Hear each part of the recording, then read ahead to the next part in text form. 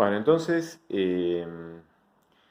vamos a ver ya las operaciones, cómo se definen las operaciones entre conjuntos que ustedes conocen, a excepción de dos, que serían proto-operaciones, operaciones primitivas.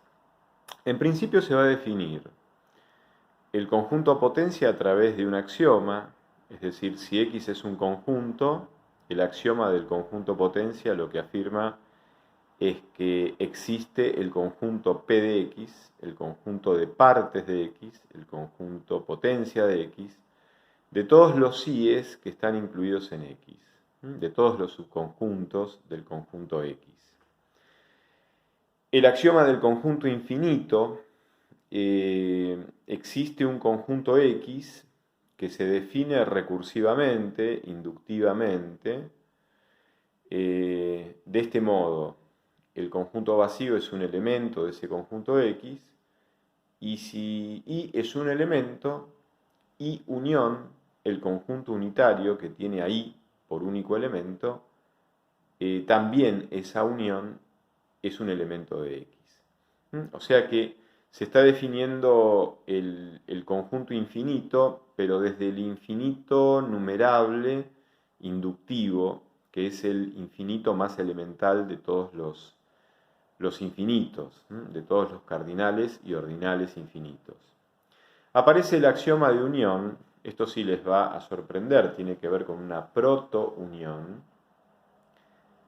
Ustedes piensen que el único concepto que maneja la teoría axiomática de conjuntos de Zermelo-Frenkel es el concepto de conjunto, es decir, que las únicas entidades consideradas como existentes son conjuntos. Si algo existe y es considerado como una entidad de la teoría, tiene que ser un conjunto. Con lo cual, si un conjunto tiene elementos, esos elementos de dicho conjunto, por ser entidades que la teoría axiomática acepta, considera, afirma, también tienen que ser conjuntos. Es decir, todo elemento de un conjunto es a su vez un conjunto.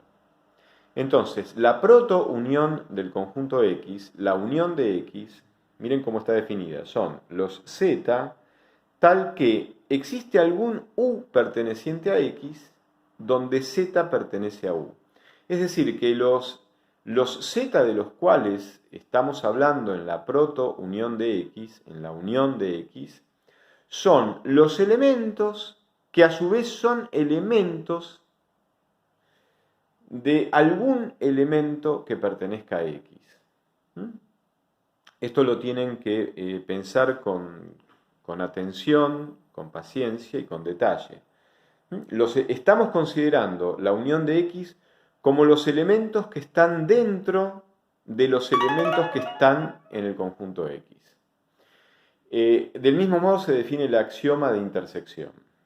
Pero en este caso la diferencia es que la intersección de X o la protointersección de X son los elementos que están en común como elementos de todos los elementos que están en X. Son los Z tales que para todo U perteneciente a X, esos Z están en todos esos U, en todos los U que pertenecen a X.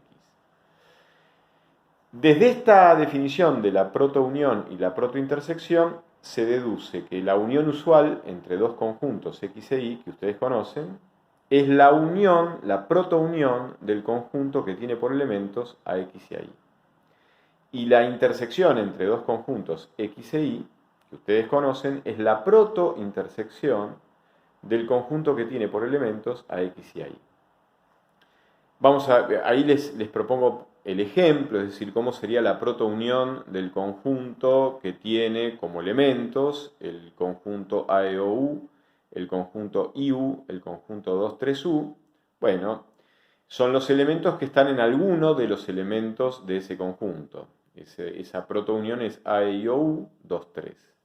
En cambio, la protointersección es solamente el conjunto unitario formado por U.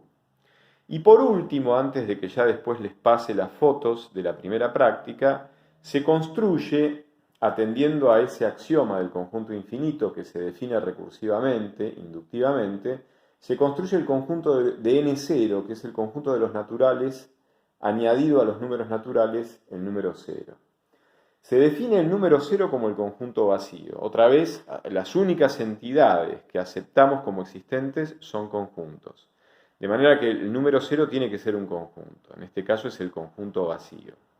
El número 1 es el 0 unión el conjunto unitario que tiene al 0, que en definitiva va a dar el conjunto unitario que tiene al 0. El 2 es el 1 unión el conjunto unitario que tiene a 1. Pero esto es el 1, que es el conjunto unitario que tiene al 0, unión el conjunto unitario que tiene a 1. Es decir, eso da el conjunto que tiene por elementos únicamente al 0 y al 1.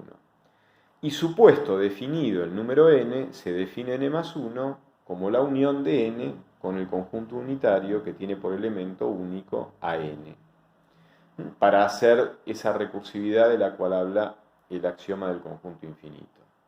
Bueno, lo primero que les digo es que esta introducción a la teoría con estos 4 videos es una introducción bastante disruptiva, porque esto implica un grado de abstracción conceptual y una exigencia lógica deductiva que, si bien a lo mejor cuesta un poco, los va a profundizar, los va a hacer crecer en todo lo que es la percepción, la mirada, el sentido matemático que ustedes tienen que ir logrando como profesores. Así que bueno, les pido que para la clase del jueves todas las preguntas que tengan que hacerme sobre estos 4 videos, todas me las hagan, y yo ya después les voy a subir inmediatamente para que vayan practicando también el jueves y el resto de la semana, hasta el jueves de la otra semana, ejercitación que tiene que ver con todas estas operaciones.